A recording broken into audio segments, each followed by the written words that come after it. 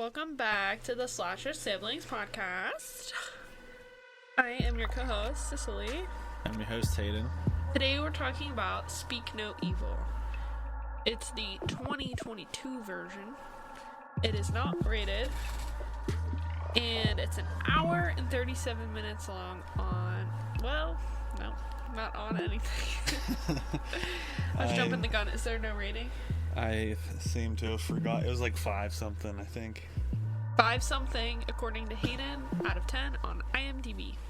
Actually, 6.6. 6.6. He was wrong. Thanks, Google. A family is invited to spend a whole weekend in a lonely home in the countryside. But as the weekend progresses, they realize that a dark side lies within the family who invited them. Slay. Yeah, so I didn't realize that there were 2 versions of this, and when I started watching it, I was trying to figure out when James McAvoy was coming in. Yeah. You're like, how long did you sit there before you're like, I think this is the wrong one? Well, as soon as it started, I didn't recognize anybody from the trailer, so I thought I might have been on the wrong one. But also, I thought it could have been like a backstory family. Like they could have killed that family, and then like repeat the cycle on the family, and somehow James McAvoy comes in. So you're just too deep to like quit. So it was like, well, it was like 20 minutes in. Yeah. And I was like, I don't think this is the right one. So I looked it up, and I saw that there were 2 versions. It's kind of weird they had 2 versions so close together. Yeah, 2 years apart. Yeah. The James McAvoy version is not even on streaming, so we couldn't have watched it anyway. I think it's still in theaters or whatever. So when it actually comes to streaming, we will watch that version as well, because I still want to watch it either way. So let's get into the movie here. And then it starts off where somebody was they were driving the car and they just switched seats. Do you remember that part? Like right in the beginning, there was a car driving down the road and then they stopped and like switched seats. Yeah. I'm still unsure. Maybe one of them got car sick. Maybe, but I'm just still unsure what that told us about the movie. There's a meaning to it. I just don't know what. Me either. But they apparently don't know each other. Yeah. And it's clear that, this was kind of a, I guess, awkward situation in a way. I feel like it would have to be awkward. A little bit awkward. But it was clear that they didn't really know each other and that they were just kind of there together for some reason. It explains a little bit later in the movie why, but it's like at this moment we have absolutely no clue as to why, that there's just like a bunch of random people together. But they're, talking and getting to know each other and everything, so that's at least nice. But one thing about this scene that was annoying as hell to me was the flash from the phone of whoever was taking pictures, and just kept taking pictures with the flash on, and it was like a concert or something, or whatever. Yeah, it was some sort of thing that you shouldn't have flash on your phone on. And it was just like every 5 seconds the flash was going off. It was annoying the hell out of me in that moment. But the man that we meet, he's kind of like the, I guess, ringleader of this whole vacation, whatever you want to call this thing. And he's just slightly weird, slightly strange right now. He does a couple things. I don't remember specifically what he does, but he does like a few odd things. Like he like says weird things and he like stares at them weirdly and stuff. But it's just kind of unsettling. It's unsettling, but they're having fun, so I guess you just kind of look past the little bit of awkwardness. So they get invited out to their house in the countryside. And they get like when they got the letter, they were like, "Oh well, these are the people we met. What, 2 years ago or a year ago or something? A good bit of time ago." Yeah. And it was like, "Hey, you should come and visit us at our house. You know, it'll be fun. Spend a weekend here. Blah blah blah." So you met them once at this retreat thingy, Yeah. and now you're gonna go stay at their house for a weekend? I don't think I could do that. I'm not so sure about that. I don't really like that much. Not to bring my whole family. You know what I mean? Like, I'd want to know who the people were before Oh, yeah. I took my... No, that's weird. Yeah. I would never do that. I hardly want to stay at people's houses I really know. Yeah. And, Let alone basically strangers. That's the friends even crazy. said they should go. Like, their That's friend crazy. group. I was like, not one of you finds this weird besides... no one? I think the wife did, but not anybody but the wife thought this was weird. Like... I would hope that if I came up to you and said, "Hey, this dude we met in Cancun for the week we were down there said that we should come visit him, me, Chacha, and the baby, come visit him in Ireland Yeah, no and thanks. stay at his house for a week." I would hope you'd have enough sense to be like, "No, dude, that's weird. Yeah, dude, that's not, like... That's not okay." That's not gonna happen. But, like, all the friends were just like, "Yeah, you should go. Take a break." Like, Yeah, take a vacation. you don't Fuck know it. this guy. But they go, and they arrive at the house. And it seems nice enough. Not too bad, I guess. Yeah. Just, like, pulling up. And it hasn't... I don't know. It hasn't turned bad yet, so okay, I guess so far. And one weird thing I thought is when they showed up, and he kept trying to get her to eat the meat, and she was a vegetarian, and that was like a big conversation back at the resort. I was like, I feel like that sometimes. But I mean, like, it kind of seems weird that you forgot someone's a vegetarian. Yeah. I don't really think that's something you forget It's hard easily. It's hard to forget something like that, I think. Because it's so specific. Yeah, you don't Like, a lot of people remember I don't eat pork or beef. Yeah. And I'm like, don't worry about me, don't make a special, don't do that. You know what I mean?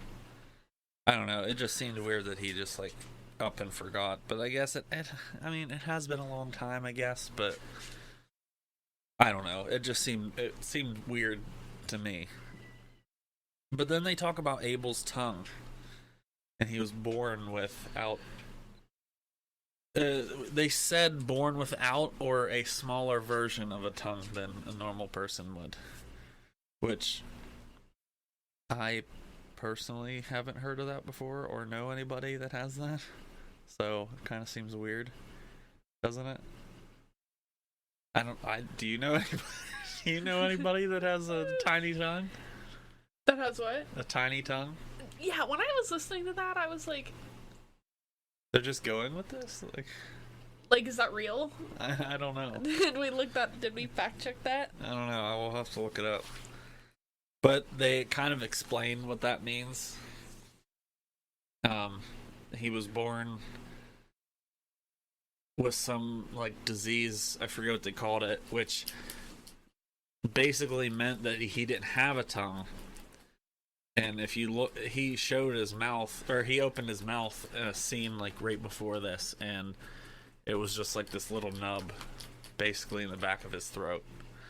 And, So weird. it's so weird that, like, I don't know. It's just so weird that, like, they just took that at face value and was like,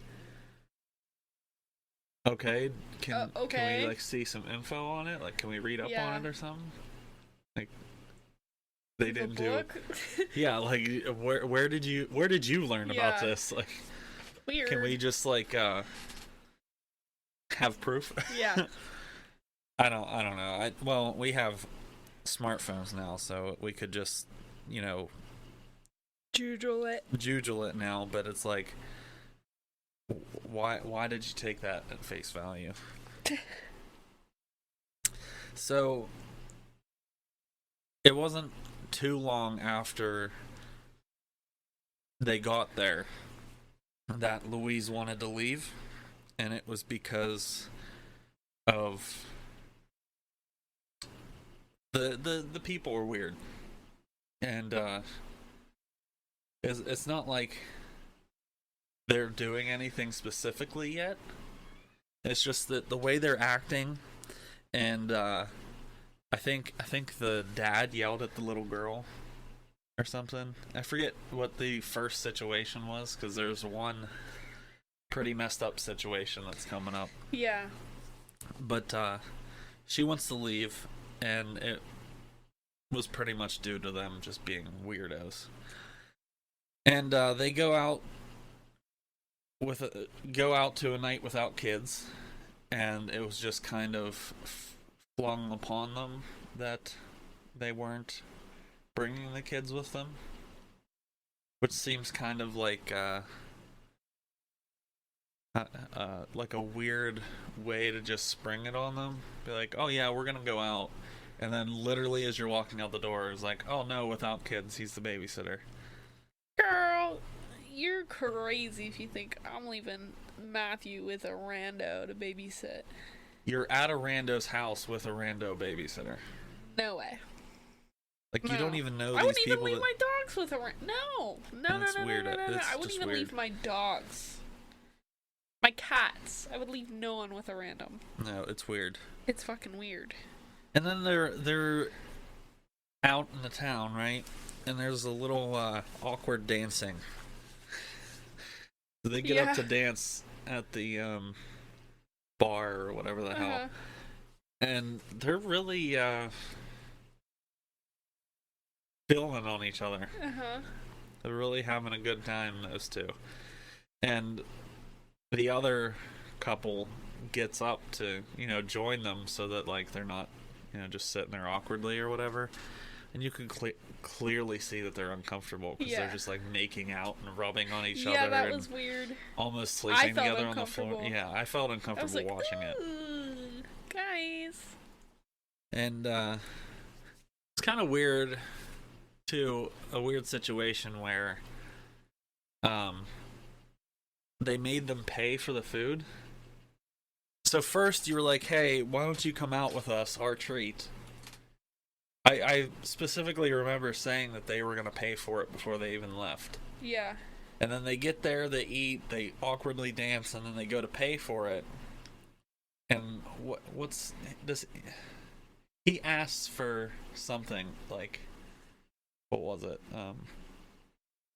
Does he ask him to, like, let him borrow some money or something like that, or something like that? I forget how it came about, but then the other guy was like, oh wait, are you expecting me just to pay for it? And he's like, oh well, thanks, man. Dude? Yeah. No. That's not how it works. So if I really was forced to pay for that would be the exact moment I'm going back home.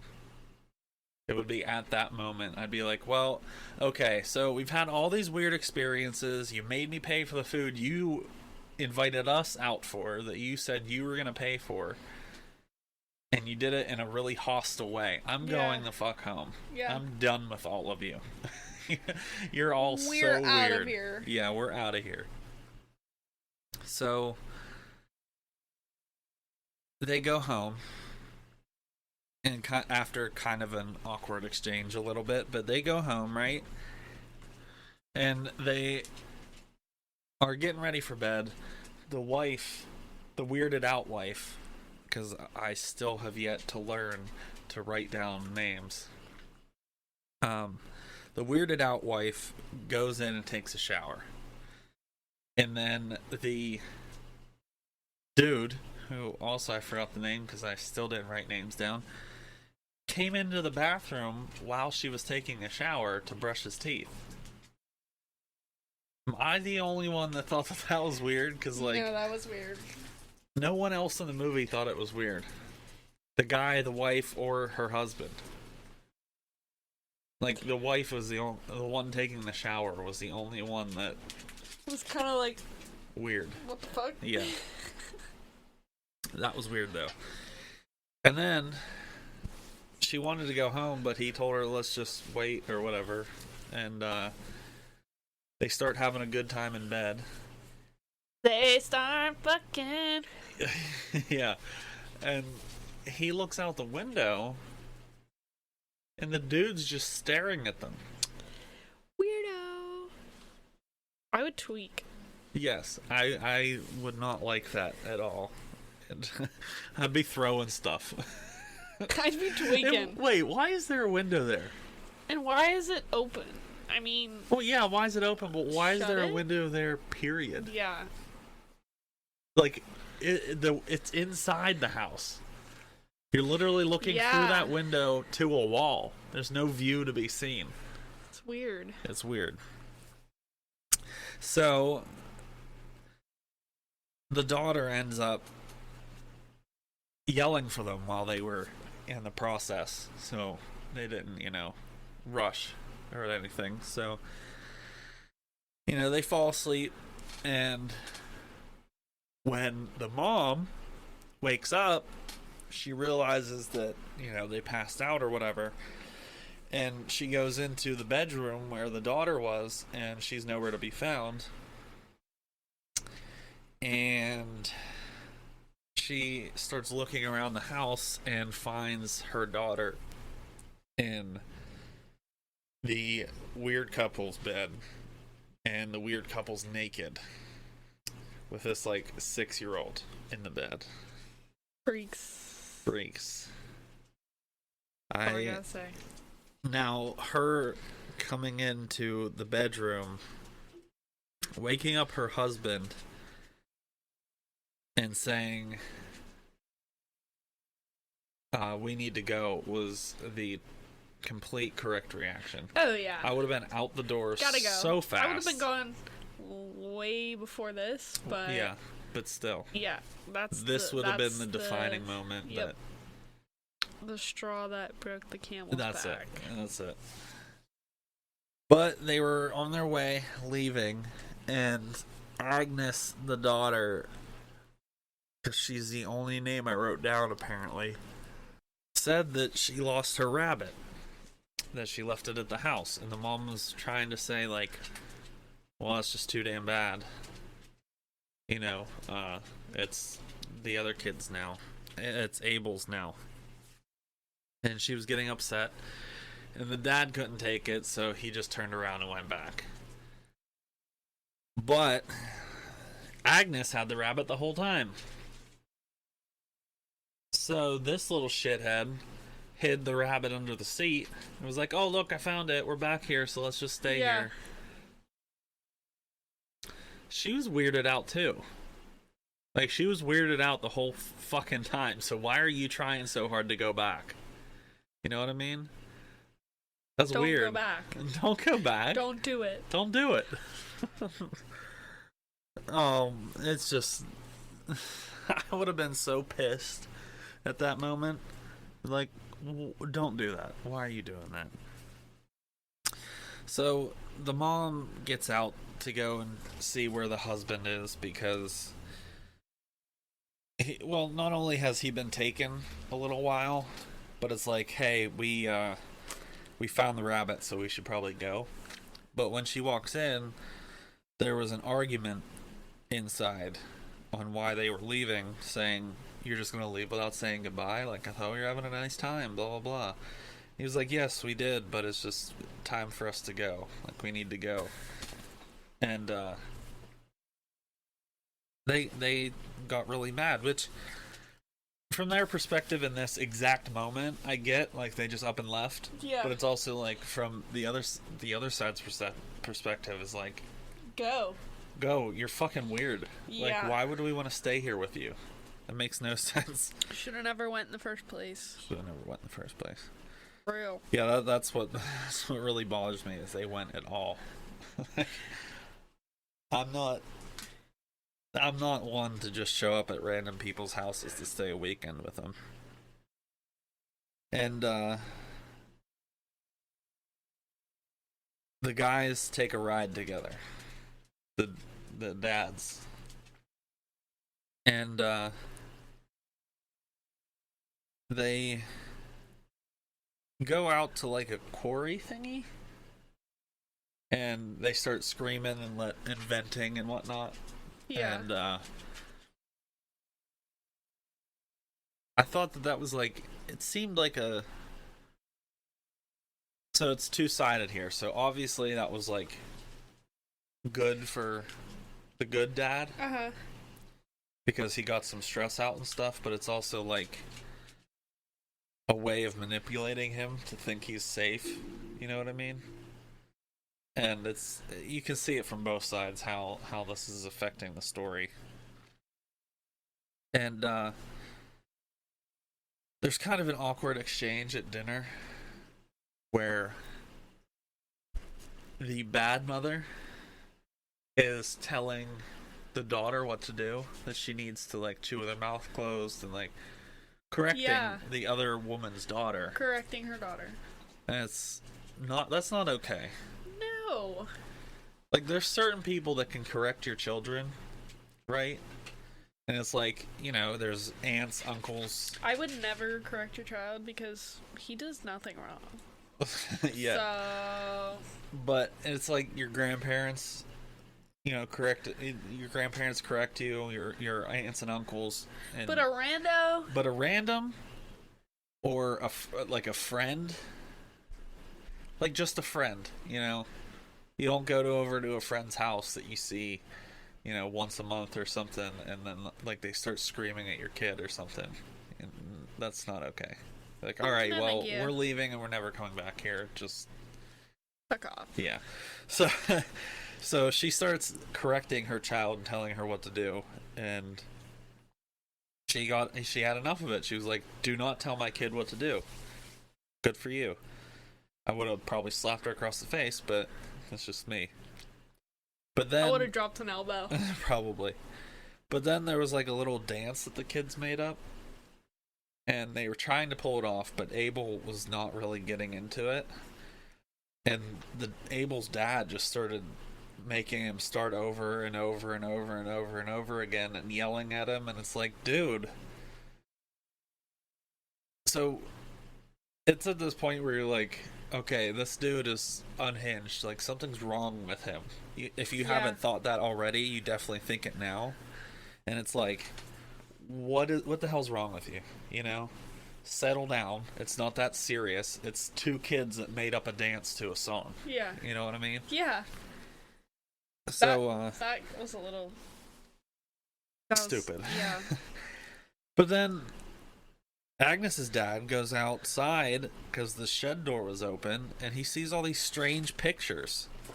And it's of, like, kids dying, like, dead, and the two Abel's parents, but with a different child in each picture. Like, and you start to wonder, like, how many times have they done this? Yeah. To how many people? Right. And it's like, well, what did they do? Why do they have so many children? Because we don't know what they did yet, but it's like, why is there a different child in each one? So, they decide that they're leaving again, except this time the dad was like, we gotta get the hell out of here. And, they get in the car, and there's no gas in the car. So I thought it was going to be like, they're going to get 2 minutes down the road, and it's going to shut off, and then the other couple's going to show up, because they ran out of gas. But just exactly what you thought was going to happen didn't. They get to a gas station. But there seems to be a car following them. So they turn off onto this like off-road little path and they get stuck. Which is not good for this family. Correct. And they call the other couple to come and pick them up. And the wife is just gone already. Because that couple picked up the wife already. Because they already knew what was going on. They followed them. And it was at this moment that the dad came back and they picked up the dad too. So now they have the entire family again. Great! And you have zero way to escape and no phone. So you're just fucked at this point. And it was at this moment that they took them somewhere. Just random. And this random car shows up and they start attacking them. This is why Hayden carries. Well, it is. It is, because if some random dude came up and started beating, trying to break the window of my car, I'm just shooting him. Yeah. I'm not going to let you take my kid. You know what I mean? Uh-huh. And out of nowhere, they're just attacking them, showing their, like, true selves or whatever you want to say. And they steal Agnes after cutting her tongue off. So now we know what actually happened to Abel's tongue. There is no medical reason why he's missing a tongue other than they chopped it off. They chopped it off. So he couldn't tell anybody that he was kidnapped. Yeah. Terrifying. Terrifying, yeah. Couldn't imagine being in that situation. But then the couple gets stoned to death. They just start throwing rocks at them until they die. Which didn't take long, because when they got smacked in the head, it knocked him out, and they got smacked in the head a couple more times. Yeah. And guess what? He dead. But they now have Agnes, which is not good. Which means that the other family's dead, and that they completed their cycle for this time, and that they're just going to do it again eventually. They're just doomed to repeat the cycle. And the bad guys won. That's just... Based off the fact that this was the wrong movie, I actually liked it. Yeah, it was good. 6.6 is a little low. I think 7 or 7.5. It was unique and interesting. Yeah. A little bit of the acting was a little iffy from some of the people, but it still wasn't all that bad. And it was very, like you said, unique. Like, how many movies are there like this? Yeah. And, like, clearly the 24 remake is, or the 24 version is a remake of some sort. Exactly. Which I can't wait to see it. Yeah, because we'll James have to, McAvoy is great. But, we'll have to watch that. Yeah, so what would you rate it? I'll give it a 7. That seems pretty fair. Yeah. It's not a terrible movie. But it's like not I said, the only thing I really had problems with was kind of some of the acting. Yeah. At some points in the movie, not the whole time, just at some points. So, let me get into the fear facts here. Cool. The bad guys, the bad couple, are actually married in real life. Really? Yeah. Interesting. This was based off of a real experience. And what I mean by that is that the director, he actually got this idea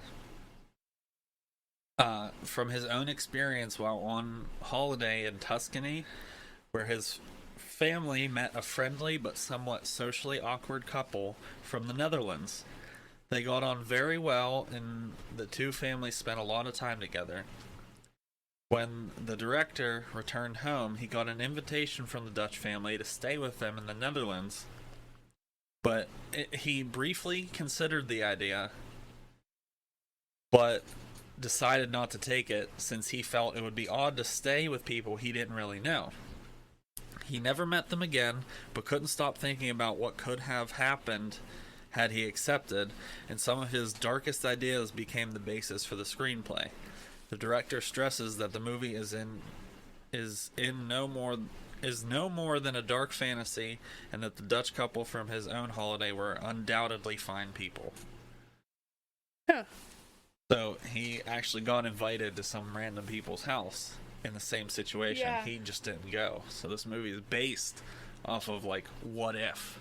What if this happened? Yeah. Right. So it this could. is totally feasible. Because literally the whole first half of the movie did happen. So it's not entirely Like, impossible. oh no, nothing like that is, you know, Right. people are fucking crazy. So the house that the movie was made in was actually torn down after. Oh really? Yep. Wonder why. I don't think it said why, but it actually got torn down afterwards. So this movie for the fourth one actually was filmed for 7 weeks over 12 months because of COVID. It took 7 weeks, but a whole year to. It was like 1 week every couple months or something like that. Which is kind of it kind of shows you a little bit how COVID affected some of the filming schedules, but it was also cool to see how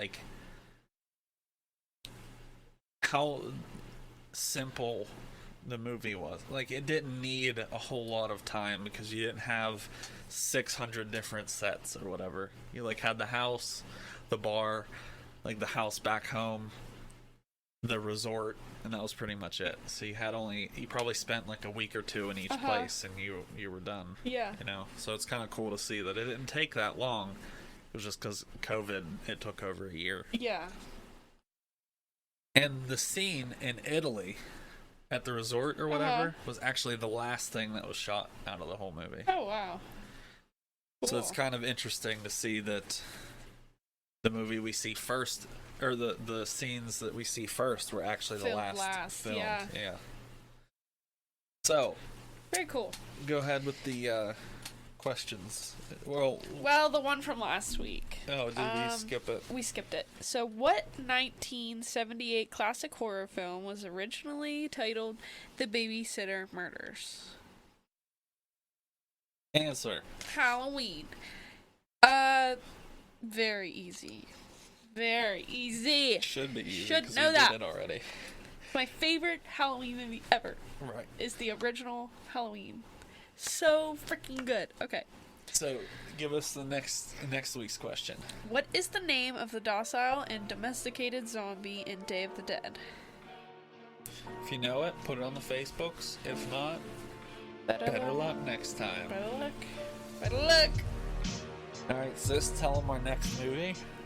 It is called Apartment 7A. And I know absolutely nothing about this movie, so this will be... I didn't even know this movie existed. Yeah, so this will I just be found kind it of on a list. So, we will all be finding out what this movie is about next week. So, we'll catch you next week with Apartment 7A. Catch you later!